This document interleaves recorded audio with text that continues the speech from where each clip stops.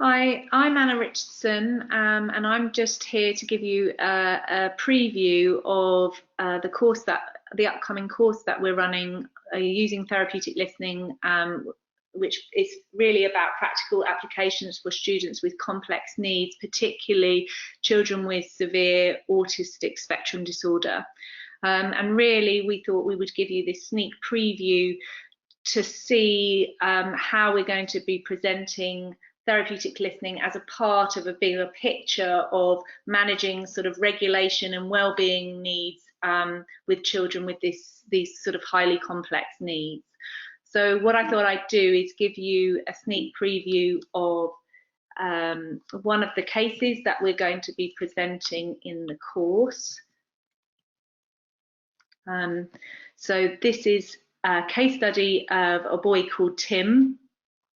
He's a 12-year-old boy who has autistic spectrum disorder, attention deficit disorder, and severe learning difficulties. And Tim has highly complex needs, and he goes to a school where I work, where we really look at embedding well-being and regulation into the curriculum. And when we started looking at how we were going to do that, we really were looking at all of the tools and the strategies that we could use to manage challenging behaviour in this population. And we were really thinking about how can we evidence we are changing the well-being and the regulation needs of this population. And so we started to look at recording data in relation to what we were offering in terms of our assessment and our therapeutic interventions. So we're going to discuss that in detail on this course, and I think Tim is a good way of showing you some of this information in a short snippet. So Tim is a boy who's predominantly non-verbal, although he can use some words to communicate when he's well regulated. He is a boy who does not really initiate any interaction with communication system, and he generally uses behaviour to communicate his wants and needs. He is a PECS user, but he really only uses that when he's in a regulated state. And when I started working with him, that was really a state that he wasn't in much of the time. From assessment, Tim had a range of quite significant and complex communication, sensory and sort of emotional difficulties that really affected his behaviour and participation at home and at school. And this was so significant that his parents were feeling that they couldn't manage his needs at home, and in school he really wasn't accessing the curriculum at all, and his behaviours really were quite challenging. So Tim is a boy where, as part of his regulation programme, we introduce a range of music selections. So just in this snippet, we're going to talk about his use of gear shifters and quick shifts in his regulation programme. So I'm going to give you a little preview of Tim, and you're going to see three videos. The first video is a time when it's in his lunchtime and he's in class on a choose break watching the computer screen, and just before the video comes on he has communicated that he is not feeling okay, that he is in what we call the yellow zone because we use an adapted version of the zones of regulation, and he has chosen to leave the class and go and use his gear shifter to regulate. So this is quite a way down the process of moving from a boy who is not well regulated to a boy who is learning to self-regulate through the use of quick shifts and feeling that regulated state and feeling okay. So in the first video, you're going to see him in that distressed state, and he's leaving the classroom to go to our sensory room, which is a quiet space where he goes to listen to his gear shifter over the speakers. We had to cut the video because there were other students in the corridor. And so then the video, the second video you're going to see is about 5 minutes into listening to a Mozart gear shifter, and you can see how regulated he has become, how calm he has become. And then the third video that you're going to see is going to be on a different occasion, where he is selecting that he's not feeling okay using his visual strips and choosing which quick shift he wants to use to support his self-regulation.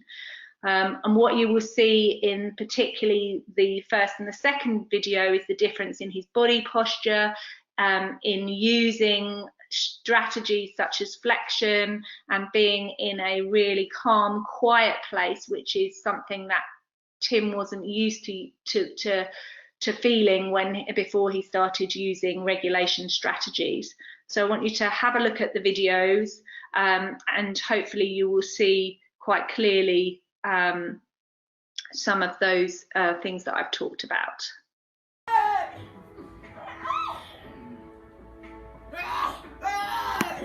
That way.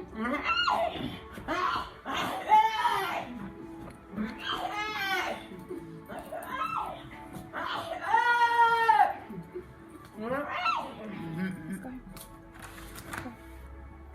Go on, let's go.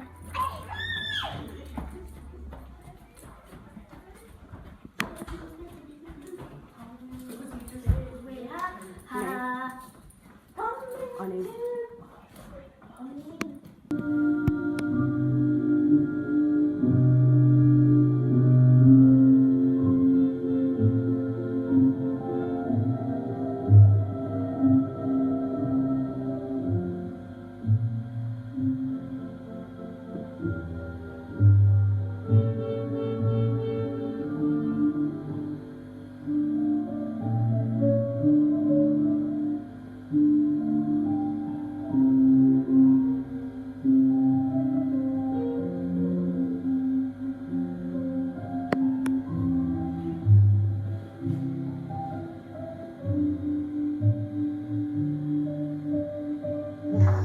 Have a look. Which one? Okay. Wait,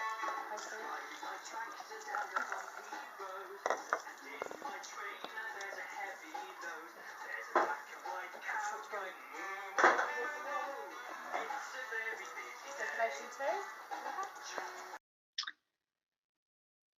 So what you can see is in this slide is one of the ways that we've been looking at Tim's data and how we can monitor changes in Tim's regulation over time. So one of the things that I'm going to be talking about on the course is how we can monitor children's data and well-being, because what we see is a direct correlation between challenging behaviour and the child's ability to attain and maintain a regulated state. And our view with the children that we work in, that rather than working on changing the behaviour, if we target the well-being of the child, that naturally leads to a change in their challenging behaviour, because they're not needing to use that to communicate that they are not okay and they need some support. And so one of the things we developed was using Zones recording and training staff for our children who have lots of challenging behaviour difficulties. We monitor their zones throughout the day, and this is through the staff filling in very simple checklists throughout the day, and we get percentages of how the child functions. And what we can see in February 2018, you can see Tim's wellbeing data, which shows that he spends less than 50% of his day, on average about 25% on each day in a regulated state, which really is what we need to be in to access learning, to participate in everyday activities in the most functional way, and to communicate our wants and needs effectively. And so, and you can see that on a daily basis, and on some days up to 25% of Tim's day was spent in what we call a red zone agitated state, which involved for him hitting, getting staff around the neck, and absconding from class, all of those things that we would see as behaviours that challenge. And then what we can see after putting in a range of regulation strategies that for Tim included quick shifts and gear shifters and modulated music as an essential part of that. But in the course, we're going to talk about the wider regulation strategies that can support these complex children. What we see very quickly over a 6-month period is that significant increase in regulated, in him being able to attain and maintain a regulated state. So we can see that now on average Tim is spending between 80 and 96% of his day in a regulated state, and we are not seeing any of those really dysregulated behaviours that challenge. And in some of the other cases that I discussed, we have also added in how this directly links to changes in function, which include interactions, transitions, and communicating and attending to activities. The other thing that we're using to record data is the therapy outcome measures, which is a way of recording data that we're going to discuss in more detail on the course.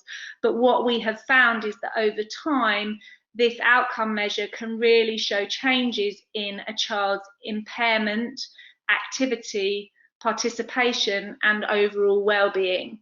And you can see that in Tom's data scores, where he's really at the lowest level, which is the range goes from being 0 up until a score of 5. And what you can see is that Tim has gradually increased year on year over time in his Tom's data, which means that his participation and well-being have changed significantly. And Tim is now accessing an adapted specialist curriculum, but he is accessing that pretty much for the majority of his school day, and at home he's coping. His parents are managing to support him, and his behaviours that challenge are pretty much non-existent now, both at home and at school. He remains a highly complex individual who needs a high level of adult support, but the opportunities he has in life and his overall ability to participate in his life is significantly increased. So we really hope you will come in and join us for this course, which we're hoping to really demonstrate through much more detailed case studies and recording how we can really look at using regulation programs, but particularly embedding music into a curriculum in school through everyday activities to illustrate how we can change behaviour and regulation in the moment, like we did with Tim in the moment when he was really highly stressed and highly anxious, to then 5 minutes later being okay, regulated, and after that period being able to return to class. And over time, where we can really evidence the effectiveness of therapeutic intervention, and how if we are able to support and coach and teach others to use some of the tools that we use every day in practice as therapists, we can have significant impacts on a child and young adult's outcomes over time, which when we're using that data, it can really support evidence for providing that intervention that's highly needed for our individual children. So the course is really going to be there to help you understand some of the sensory and regulation differences for individuals with autistic spectrum disorder, because we know that the children and young people with these difficulties present differently and in a more complex way than some of the other individuals that we work with. We're going to introduce some new ways of assessing and intervention planning. We were going to sit that in the context of regulation and wellbeing, and obviously talk about therapeutic listening, but that's going to be in the context of a bigger picture of intervention.